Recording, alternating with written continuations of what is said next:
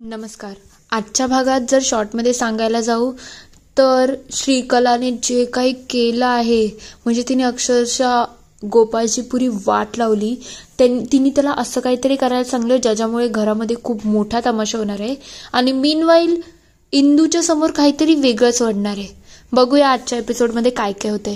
नमस्कार. आजच्या भागात आपण बघणार आहोत इकडे श्रीकला गोपाळच्या दुधामध्ये ते औषध मिळवायला चाललेली असते.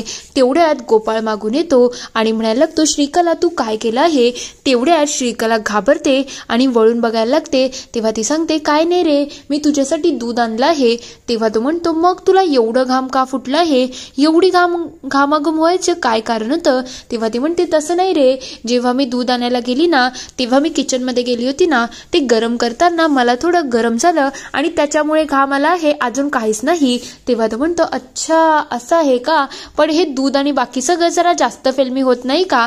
तेवढ्यात ती लगेच ते औषध मिळवते आणि गोपाळ जवळ येईल हे बघता ती म्हणायला लागते, गोपाळ पिऊन घे ना, आज आपली पहिली रात्र आहे. तेव्हा तो म्हणतो, पण या सगळ्याची खरंच गरज आहे का. तेव्हा ती म्हणते, पी ना, मी एवढी मेहनत केली आहे, मग तुला एवढं तर करायला पाहिजे. गोपाळ धाडधाड करून ते दूध संपवतो. ते बघता श्रीकलाला खूप आनंद झालेला असतो. गोपाळ दूध पिताच श्रीकलाचा आनंद गगनामध्ये मिळवलेला असतो. तर दुसरीकडे इंदूला जाग येते आणि चुकून तिचा हात लागून भांड खाली पडतं. ती जशी जागी होतं तिचं लक्ष त्या घराच्या राखणदाराकडे म्हणजे सापाकडे जातं आणि ते बघता ती अक्षरशः घाबरून जाते आणि म्हणायला लागते, हे सगळे कसले संकेत आहेत जे मला समजत नाही आहे. या संकेतांमागे काहीतरी नक्कीच कारण आहे, म्हणून तर सतत हे सगळं माझ्या बरोबर होत आहे. तेवढ्यात तो घराचा रक्षक करता बाहेर निघून जातो. इंदू त्याच्यावरती नजर ठेवून असते की याला काय सुचवायचं आहे. इंदू लगेच मागोमाग दरवाजाच्या बाहेर जाते आणि जसंच ती बाहेर येईल ना, तिच्या नजरेसमोर दोन पाय लटकलेले असतात. तिथे अजून कोणी नाही तर गोपाळने गळफास घेतलेला असतो. ते बघता इंदू अक्षरशः घाबरून जाते आणि जोरात किंचाळते. तर ते सगळं तिचं स्वप्न असतं. तेव्हा इंदू म्हणायला लागते, हे सगळं काय आहे, म्हणजे माझ्या घरावरती नक्कीच कोणतं तरी मोठं संकट येणार आहे, म्हणून तर गोपाळ मला अशा अवस्थेमध्ये दिसला. गोपाळवरती काहीतरी नक्की घडणार आहे. ती लगेच पाणी प्यायला जाते, पण पाणी पिता पिता सुद्धा तिला अक्षरशः धास्ती भरलेली असते की काहीतरी नक्की घडणार आहे, काहीतरी नक्की गडबड आहे. तर दुसरीकडे श्रीकला इकडे खूप थाटात असते.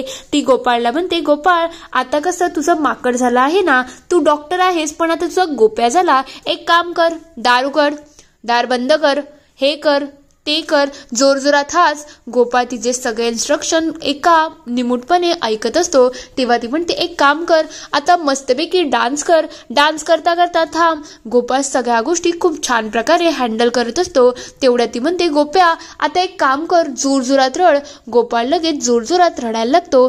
तेव्हा ती म्हणते, आता तुला एक महत्वाचं काम करायचं आहे. तो आदू आहे ना, त्याच्या रूममध्ये जायचं आहे आणि त्या रूममध्ये जाऊन तिथे तिजोरीच्या चाव्या असतील, त्या चाव्या घेऊन तुला घरातलं सगळं मालमत्ता लुटायची आहे. तेवढ्यात तो जायला लागलेला असतो. तेव्हा ती म्हणते, हे बघ, हे सगळं लुटून ना तुला इकडे आणून सुद्धा द्यायचं आहे. जा आता. डॉक्टर गोपाळचं गोप्या झालं आहे, आता तर खरी मजा येणार. गोपाळ लगेच दार उघडतो आणि तिथून निघून जातो. हे सगळं झाल्यानंतर श्रीकलाला खूप आनंद झालेला असतो. तेव्हा ती म्हणते, आपल्या रत्नाचं जे अर्क आहे ना, याचा उपयोग तर खूप छान होत आहे. आता मी दररोज असंच गोपाळला गोप्या बनवेल आणि त्याच्याकडून सगळ्या गोष्टी मला ज्या पाहिजेत ना त्या करून घेईल, कारण की दिग्रजकरांच्या घराचा आजपासून नायनाटाला सुरुवात होणार आहे. दुसरीकडे इंदू थोड्या काळजीमध्ये असते. ती लगेच आदोक्षसच्या जवळ जाते. त्याच्या डोक्यावरून हात फिरवत ती म्हणत असते, सगळं ठीक तर आहे ना, माझ्या आदोक्षसवरती कोणतं संकट तर येणार नाही ना. तिला थोडी काळजीच वाटत असते, म्हणून तिचं मन बेचैन असल्या कारणाने ती लगेच अंगणामध्ये येते. तेवढ्यात गोपाळ सुद्धा खाली उतरत असतो, पण इंदू तिथून बाहेर निघते आणि गोपाळ अदोक्षसच्या रूममध्ये जातो. तो अदोक्षसचा गळा पकडेल. तेवढ्यात तो त्याच्या तोंडावरती हात फिरवतो. इकडे इंदू विठुरायांच्या समोर आलेली असते. तेव्हा ती म्हणते, विठुराया मला खरंच समजत नाही, हे सगळं काय चाललं आहे, माझ्या घरावरती एवढी संकट काय येत आहे आणि तुला मला नेमकं सुचवायचं काय आहे जे मला खरंच कळत नाही आहे. विठुराया काहीतरी संकेत दे ज्यामुळे मी माझ्या घराची रक्षण करते आहे, तर या घराचं रक्षण करू शकेल. प्लीज काहीतरी चांगलं कर. तर दुसरीकडे गोपाळ इकडे चेक करत असतो की आदोक्ष झोपला आहे की नाही. तेवढ्यात तो त्याच्या उशीच्या खालून ती चावी ओढतो. इकडे गोपाळ जशी चावी घेईल आदोक्षच त्याचा हात धरतो आणि त्याचा हात काही सोडत नसतो.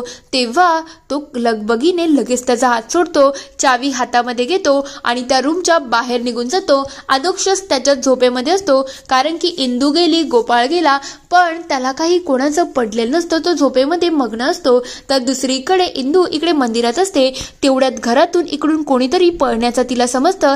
ती लगेच तिकडून बघायला लागते, कोण आहे? श्रीकलासारखी वाटली का? ती बाहेर येते आणि म्हणायला लागते, ही श्रीकला होती का? मला असं का वाटते ही श्रीकलाच होती. जर श्रीकला इकडे असेल मग रूम मध्ये कोण आहे? नेमकं गडबड तरी काय आहे? ती लगेच लगबगीने घराच्या आत जाते आणि जसंच ती वर जायला लागेल तेवढ्यात नारायणीताई तिला आवाज देतात आणि म्हणतात, इंदू कुठे चालली आहे? तुझं रूम तर इकडे आहे ना. तेव्हा ती म्हणते, तसं नाही श्रीकला. तेव्हा ती म्हणते, काय तुझ्या जाऊबाईचा छळ करायला चालले आहे का? तेव्हा ती म्हणते, ताई तू असं का बोलते ग? मी असं कसं काय करू शकते? तेव्हा ती म्हणते, मग कशासाठी चालली आहे? तुझ्या फंट्या गँगला तर बोलवलं नाही ना गोपाळला त्रास देण्यासाठी? तुला माहिती आहे ना गोपाळ कसा आहे? त्याला या सगळ्या गोष्टी बिलकुल आवडत नाही आणि उगाच तो आजच्या दिवशी सुद्धा तमाशा करेल. तेव्हा ती म्हणते, तसं नाही ग ताई, मी असं काहीच केलेलं नाहीये. हे खरं म्हटलं तर मी काहीतरी वेगळा विचार करत होती. तेव्हा ती म्हणते, अगं आज त्यांची पहिली रात्र आहे, त्यांना एन्जॉय करू दे. तू कशाला या सगळ्यामध्ये पडते? या सगळ्यामध्ये पडायची गरज नाही आहे. आजचा दिवस त्यांना सुखात जाऊ दे, नंतर आपण दोघी मिळून तिचा मस्त छळ करू. तेव्हा इंदूला थोडी काळजी वाटत असते की मी काय करू. इंदू तिच्या रूमकडे येते, पण तिच्या मनामध्ये 100 प्रश्न सुरू असतात की श्रीकला तीच होती की रूममध्ये आहे. या गोष्टीचा तिला उलगडा काही लागत नसतो, म्हणून इंदूची काळजी सतत वाढत असते. इथे हा एपिसोड संपतो. पुढील भागात आपण बघणार आहोत, इकडे नारायणीताई तिजोरीच्या जवळ जातात आणि म्हणायला लागतात, आई, काका, काकी सगळ्यांनी बाहेर या. इकडे आपली तिजोरीमध्ये काहीच राहिलेलं नाही. लगेच घरातले पोलिसांना बोलवतात. तेव्हा ते म्हणतात, घरामध्ये तर तुमच्या काही नासधूस झालेली नाही आणि असं वाटते की तिजोरी तोडली नाही तर चावीने खोलली आहे. तेव्हा ते विचारतात, मला सांगा चावी कोणाकडे असते? तेव्हा आदोक्षच म्हणतो, चावी तर माझ्याकडे असते. ते सगळे रूममध्ये चेक करतात पण चावी कोणालाच सापडत नसते. तेव्हा आदोक्षच म्हणतो, चावी तर इथेच असते, अजून कुठेच जात नाही. तेव्हा मोठ्या बाई म्हणतात, असं कसं काय होऊ शकतं? घरामधून एवढी मोठी गोष्ट कशी काय जाऊ शकते? तेव्हा पोलीस सांगतात, मला असं वाटते कोणी बाहेरचं नाही तर घरातलाच व्यक्ती आला होता, ज्याला चावी कुठे असते, तिजोरीमध्ये काय आहे काय नाही याच्याबद्दल नॉलेज होतं, म्हणून तर एवढी मोठी चोरी झाली आहे. हे सगळं श्रीकला लांबून बघत असते. तेव्हा ती म्हणते, ही तर सुरुवात आहे. असंच करून दिग्रजकरांना मी पुरेपूर बर्बाद करणार आहे. त्याच्यासाठी तर मी या घरामध्ये आली आहे. इथे हा पूर्ण एपिसोड संपतो. आता श्रीकलाचा एवढा मोठा कान इंदू पकडू शकेल का? तुम्हाला काय वाटतं ते मला कमेंटमध्ये नक्की कळवा. व्हिडिओ आवडला असेल तर लाईक, शेअर, सबस्क्राईब करायला विसरू नका. Thank you for watching.